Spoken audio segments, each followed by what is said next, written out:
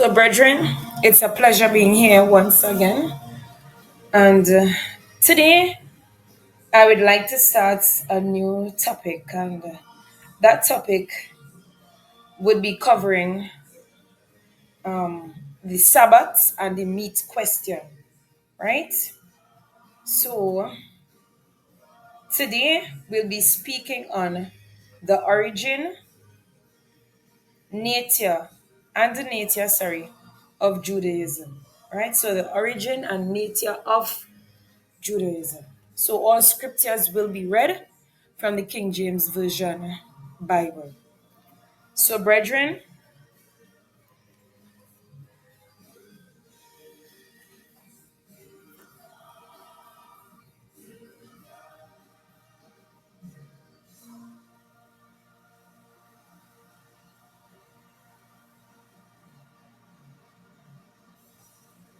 I'll start, and I do hope that my segments being shared on a weekly basis, is a source of help and comfort to all who listens.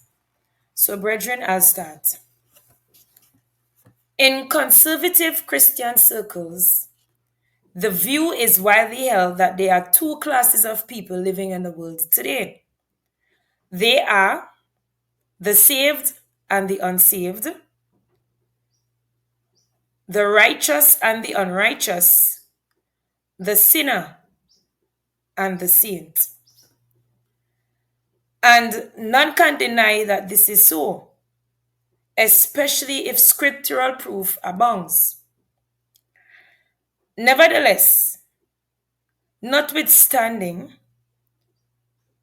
what I just shared, that belief, God in his wisdom has divided the nations of this world into three distinct classes, namely the Jews or natural Israelites, the Gentiles, that is all the nations of the world other than the Israelites, and the church of the living God, which Jesus declared in Matthew 16, verse 18, that he himself would build.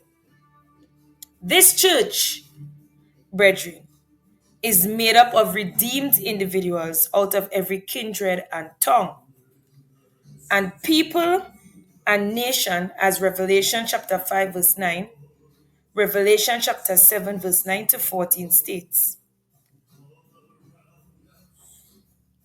This being the case, the church was never created to be an extension of Judaism.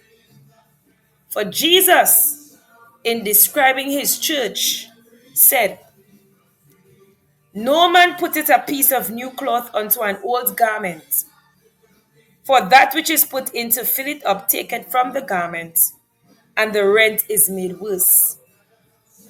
Neither do men put new wine into old bottles, else the bottles break, and the wine runneth out, and the bottles perish. But they put new wine into new bottles, and both are preserved." So that was Matthew chapter 9, verses 16 to 17. Brethren, what Jesus was endeavoring to explain to his audience was this: the new wine of Christianity can never be contained in the old bottles of Judaism. Likewise, the old garment of Judaism can never be properly mended with the new cloth of Christianity. By using these analogies, Jesus established the eternal fact that Judaism and Christianity are separate entities, which can never be properly mixed without having disastrous consequences. Moreover, brethren,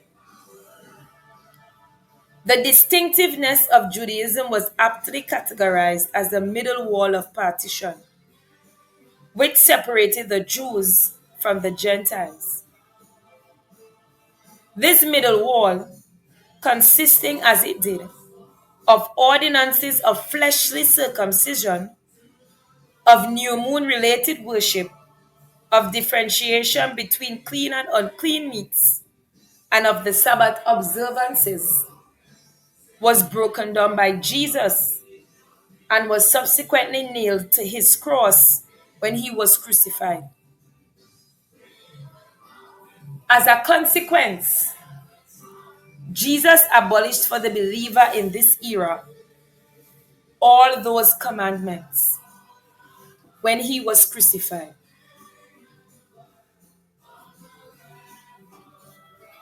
Therefore, no Gentile convert is today required to observe any of the aforementioned ordinances.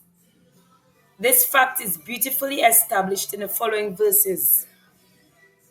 Wherefore remember that ye being in time past Gentiles in the flesh, who are called uncircumcision by that which is called the circumcision in the flesh, made by hands, that at that time ye were without Christ, being aliens from the commonwealth of Israel, and strangers from the covenants of promise, having no hope, and without God in the world. But now in Christ Jesus, ye who sometimes were far off are made nigh by the blood of Christ. For he is our peace, who had made both one, and had broken down the middle wall of partition between us, having abolished in his flesh the enmity, even the law of commandments or contained in ordinances, for to make in himself of twain one new man, so making peace, and that he might reconcile both, meaning the Jews and Gentiles, unto God in one body, meaning the church, by the cross, having slain the enmity thereby. So I just read from Ephesians chapter 2, verses 11 to 16. There it is, saints of God. The laws which gave Judaism its distinctiveness were abolished by Jesus when he died on the cross. Therefore, as far as the Church of Jesus Christ is concerned, there remains no obligation whatsoever for a Christian to subscribe to any of the aforementioned ordinances in this dispensation of grace. I repeat, no true Christian has anything to gain by the espousal of any commandment relating to new moon observance, discrimination against unclean meats, being or not being circumcised in the flesh, or the observance of any Sabbath day or days in this dispensation of grace. Brethren, those laws, aptly called the enmity between the Jews and the Gentiles, Ephesians chapter 2, verse 15, formed a middle wall of partition which separated the Jews from the Gentiles. Now, although they were appropriate for the Jews under the first covenant, and shall then be obligatory for Jews and Gentiles during Christ's millennial reign on planet Earth, they are certainly contrary to the nature of the Christian in this dispensation of grace. Textual support for this stated position can be found in the following passages: Zechariah chapter 14, verses 16 to 21, Ezekiel chapter 46, verses 1 to 7, or Isaiah chapter 66, verse 23. Then consider Ephesians chapter 2, verses 11 to 16, and Colossians chapter 2, verses 11 to 17.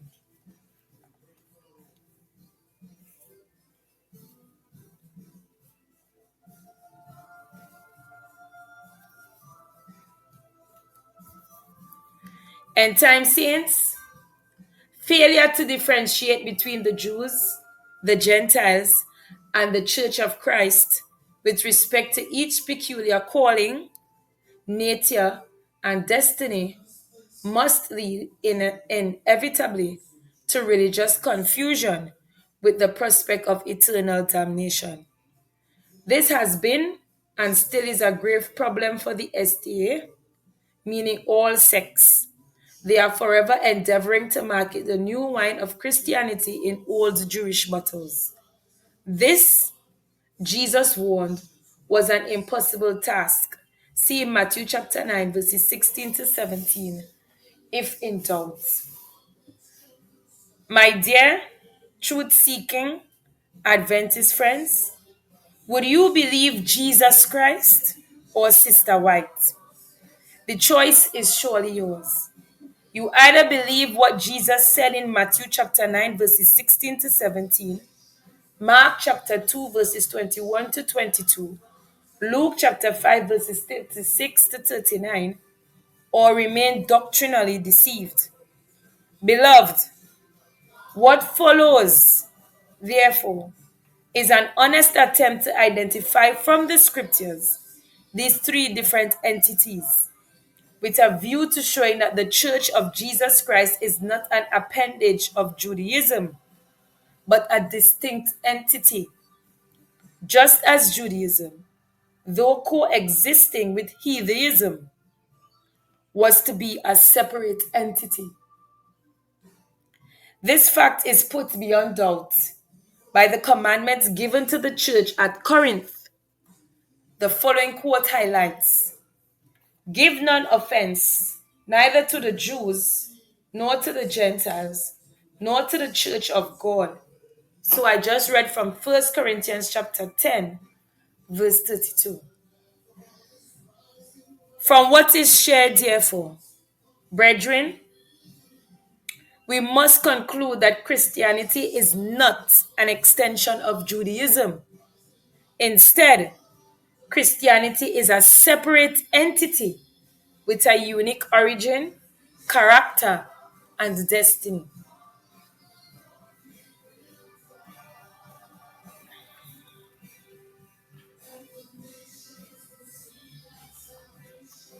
An important factor that would assist one with the comprehension of the origin and nature of Judaism is a clear understanding of the origin and nature of heatheism.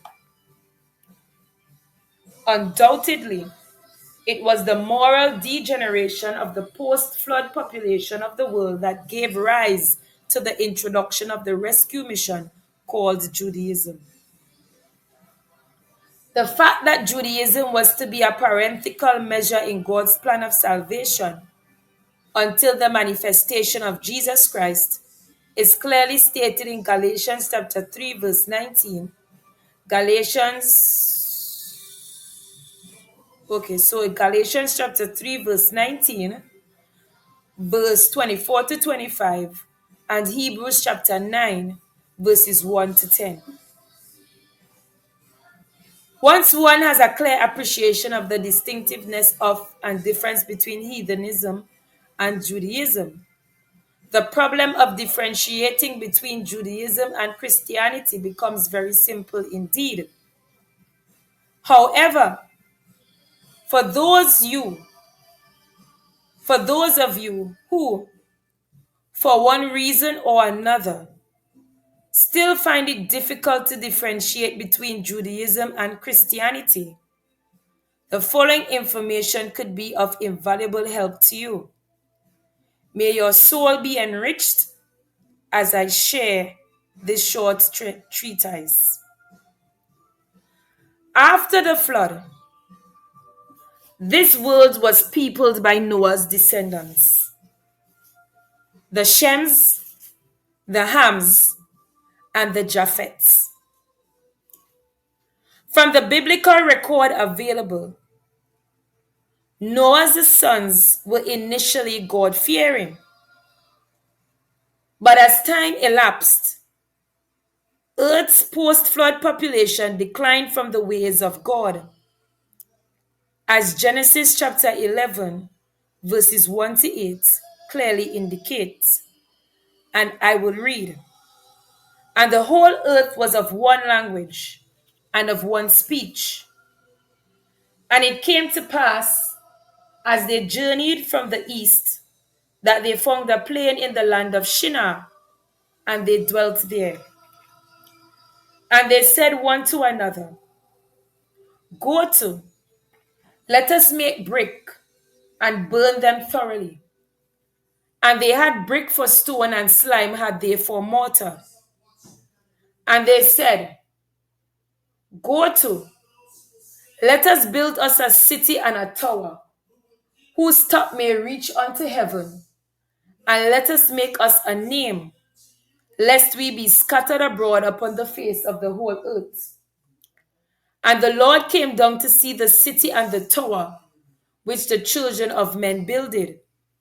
And the Lord said, Behold, the people is one, and they have all one language. And this they begin to do. And now nothing will be restrained from them, which they have imagined to do. Go to, let us go down, and there confound their language, that they may not understand one another's speech. So the Lord scattered them abroad from thence upon the face of all the earth, and they left off to build the city. So that was Genesis chapter 11, verses 1 to 8. From the passage just read, therefore, it is evident that the post-flood population of this earth was hell-bent on establishing a centralized system of habitation diametrically opposed to God's stated habitational plan for populating the entire earth. Read Genesis chapter 1 verse 28 as confirmation. In other words, God's plan for this planet was that the entire planet be peopled. Therefore, any attempt at establishing a centralized commune represented the gravest act of rebellion against God's habitational plan. Moreover, not only did the post-flood inhabitants of earth deviate from God's plan, in addition, they soon descended into idolatrous worship, as Joshua chapter 24, verses 1 to 2 indicates. And I will read. And Joshua gathered all the tribes of Israel to Shechem and called for the elders of Israel, and for their heads, and for their judges, and for their officers, and they presented themselves before God. And Joshua said unto all the people, Thus saith the Lord God of Israel, Your fathers dwelt on the other side of the flood in the old time, even Terah, the father of Abraham, and the father of Nahor, and they served other gods. That was Joshua chapter 24, verses 1 to 2. Now, a careful study of these two verses that I just read should reveal this sober fact that originally the term Gentile was not associated with any particular race. Instead, the term derived its meaning from a lifestyle that opposed the plan and ways of God. That drift away from God had to be arrested soon. Otherwise, the worship of the true and living God may have well ended with Enoch and Job. Therefore, in order to deal with that idolatrous situation, God decided to take out from among those people who were Gentile, meaning heathen, in behavior, one man with whom he would create a new race for himself.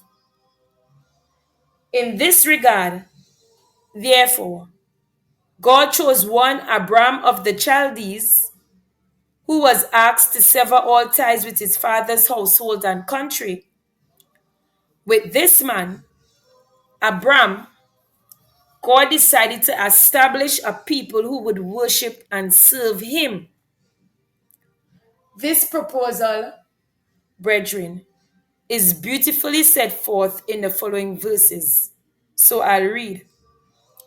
Now the Lord had said unto Abram, Get thee out of thy country, and from thy kindred, and from thy father's house, unto a land that I will show thee. And I will make of thee a great nation, and I will bless thee, and make thy name great, and thou shalt be a blessing. And I will bless them that bless thee, and curse him that curseth thee. and in thee shall all families of the earth be blessed. So Abram departed, as the Lord had spoken unto him, and Lot went with him. And Abram was 75 years old when he departed out of Haran. So that was Genesis chapter 12, verses 1 to 4. Also, brethren, concerning the origin and nature of Judaism, Joshua had this to say. And Joshua said unto all the people, Thus saith the Lord God of Israel, Your fathers dwelt on the other side of the flood in old time, even Terah, the father of Abraham, and the father of Nahor, and they served other gods. And I took your father Abraham from the other side of the flood, and led him throughout all of the land of Canaan, and multiplied his seed, and gave him Isaac. So that was Joshua chapter 24, verses 2 to 3. So we see, brethren, from Abraham's loins came Isaac, and from Isaac came Jacob, whose name was changed to Israel, as Genesis chapter 32, verse 28 states. Thereafter, Jacob fathered the 12 tribes, who were subsequently enslaved in Egypt, but were miraculously delivered later by God through the hands of Moses, who led Israel for 40 years in the wilderness of Sinai, where Judaism, the religion of the Israelites, was taught and continues to be practiced until this day. Proof of the genesis of Judaism as a religion is well established by the following passages. So read Deuteronomy chapter 5, verses 1 to 22, Nehemiah chapter 9, verses 7 to 14, but especially verses 13 and 14, and also in Ezekiel chapter 20, verses 5 to 12, but particularly verses 10 to 12. Now, what we can learn from this short history of Judaism are several things, no doubt. But the following are of vital significance to what we are studying today. And that is number one, that the Jew, one whose religion is Judaism, notwithstanding the fact that his ancestors were idolaters, as Joshua chapter 24 verse 2 states, was now to be a worshipper of the true God. Point number two, that God took a former idolater named Abram and made him the father of a new nation called Israel. Point number three, that the new nation, meaning Israel, was not created to be heathenism or heathenishish or Gentile in nature or behavior, is evident from Deuteronomy chapter 12, verses 1 to 32. Point number four, that the uniqueness of the new nation was to be reflected in its religion and social customs. This meant that she was not destined to be an idolater, but rather a worshipper of the true God of heaven. Moreover, her social customs and dietary peculiarities were to be the chief identifying features of this Jewish nation. So these main features, brethren, can be summarized under these headings I'm going to share. So number one, fleshly circumcision or circumcision made by hands, as Genesis chapter 17 verses 10 to 14 states, Ephesians chapter 2 verse 11, and Romans chapter 4 verse 11, or Philippians chapter 3 verses 2 to 3.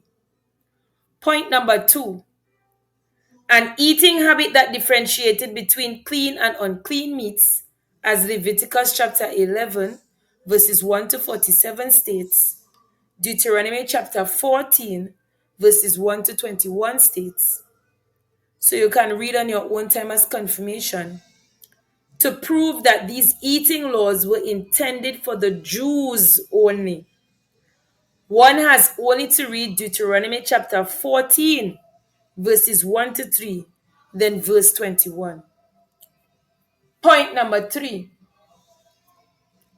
also peculiar to the Jews, was a ritualistic form of worship that was centered around animal sacrifices, the observance of the new moon, and strict observance of a group of Sabbaths.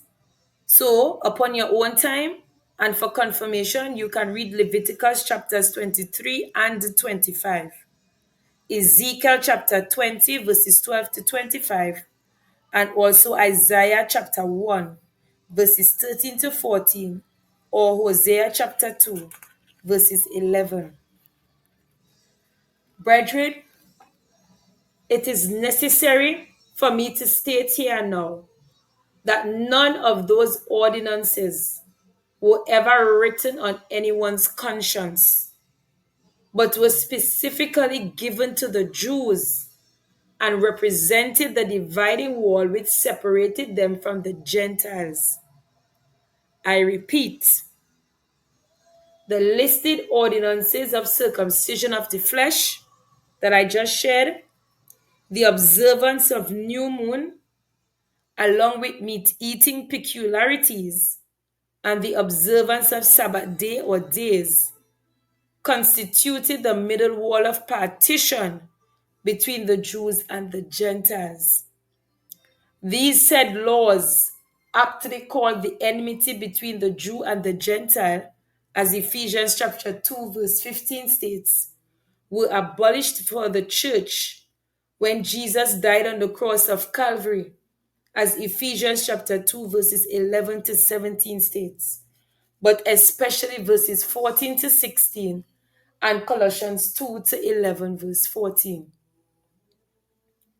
Brethren, because those ordinances were abolished for the church by Jesus when he died, we are specifically told in Colossians 2 verse 16 to ignore any judgment by anyone as regards our compliance with that group of laws, since they foreshadow events that shall occur in the future.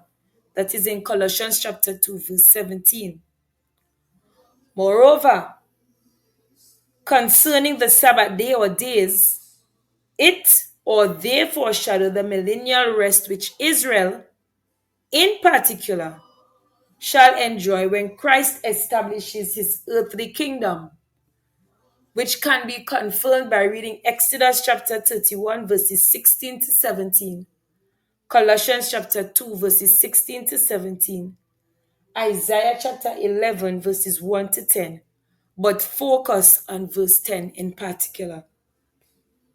As I come to an end, the saints of God, if those pro-Jewish ordinances were ever brought over into Christianity, undoubtedly, they would have made the Christian a reformed Jew, rather than the new man that God says the man in Christ is, according to 2 Corinthians chapter 5 verse 17 and Ephesians chapter 2 verses 15c.